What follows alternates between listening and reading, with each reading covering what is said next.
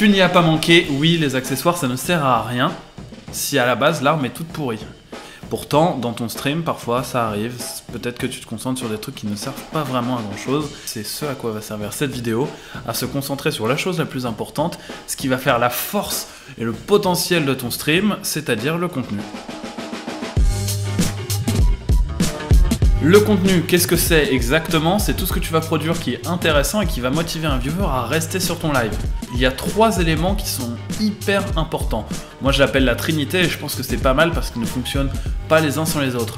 La première partie, faire venir les gens, la seconde, qu'ils se divertissent sur ton live, et la troisième, qu'ils reviennent plus tard, une fois que le live est fini.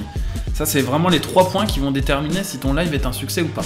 Même si, chronologiquement, en début, on fait venir quelqu'un, et puis après il reste, et après il revient, l'ordre d'importance, elle est complètement différente dans le travail que tu dois attribuer. Le plus important, c'est quand la personne est là, qu'est-ce qu'elle voit, et est-ce qu'elle kiffe ce qui se passe ou pas.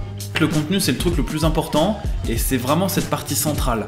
Avant de faire venir les gens et de se concentrer sur comment tu fais de la pub et de la com, et de la même manière, comment tu vas entretenir ta communauté avec le Discord et tout ça. Ça vient largement après, il faut se concentrer sur ce qui se passe. Est-ce que tu es amusant? Est-ce que tu es drôle? Est-ce que c'est divertissant? Un bon moyen de savoir si ce que tu fais est intéressant, c'est simple, les gens vont te le dire direct. Ça va être assez rapide et assez naturel. Si ce que tu fais leur plaît, ils vont participer dans le chat, ils vont le dire, ils vont t'envoyer des messages, ils vont te contacter et ils vont te dire ouais vas-y continue. C'est un truc qui est hyper important et c'est la particularité du stream quand même. T'es en live, t'as un chat, les gens qui ont envie de parler vont répondre. Et s'ils répondent, ça c'est ce qu'on appelle l'engagement. Tu es en train de produire du contenu et là il commence à y avoir de l'engagement. Les gens sont intéressés et donc du coup il va falloir développer tout ça. C'est pour ça qu'il va falloir aborder la notion de prototype. Un prototype, c'est une notion qui est utilisée en innovation, en industrialisation et dans les startups, et donc du coup je vais t'en donner quelques mots assez rapidement, mais pour te donner un exemple très concret de à quoi ça sert. Dans le milieu des startups, à la base tu pars d'une idée et tu vas devoir la réaliser. Mais avant de travailler pendant 2 ans, je t'assure que t'as pas envie de travailler pendant 2 ans pour une idée de merde, tu vérifies que l'idée est cool. Et donc pour ça tu vas faire un prototype. En fait c'est très simple, quand tu commences le stream, tu ne vas pas pouvoir savoir à l'avance ce qui va marcher. Et donc justement, ces prototypes vont réussir à te le déterminer. Moi, ce que je te conseille, c'est de faire un concept par semaine. Ça te fait déjà qu'en 2 mois de stream, tu auras 8 propositions pour les viewers. Oui, ça demande un peu de créativité, un peu d'inventivité, mais t'inquiète pas, on fera une vidéo sur comment concevoir des idées. Ça viendra, ne t'inquiète pas. Du coup, qu'est-ce qui va se passer maintenant ? Il faut vérifier lesquels fonctionnent ou pas. C'est en te servant de tes statistiques Twitch et des retours des gens dans le chat, ainsi que ceux qui vont pouvoir te parler en vocal, que tu vas pouvoir déterminer si oui ou non ton contenu a intéressé des gens.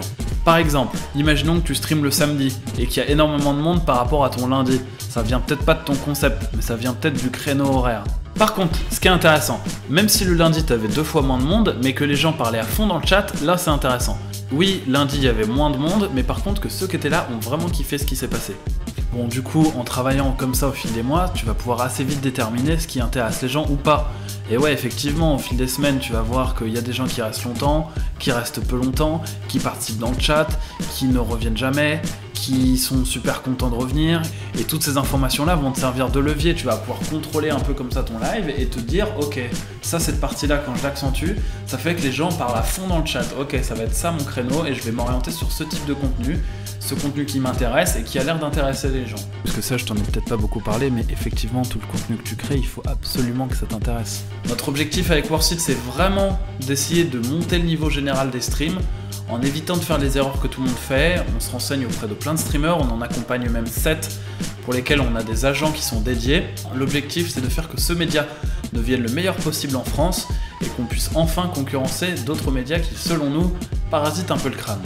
Je te dis à la prochaine, c'était Nizar de Worthit, et surtout fais gaffe à ton contenu, c'est le plus important.